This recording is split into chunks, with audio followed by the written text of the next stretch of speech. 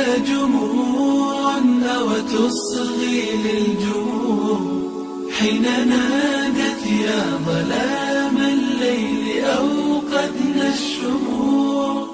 إنه عهد جديد اسمه عهد السلام. بسمة الفجر أفيقي وارسمي للأفق ثغرا واكتبي بالنور سفرا وامسحي للجرح سطرا واغرسي في كل قلب فرحا حبا وزهرا.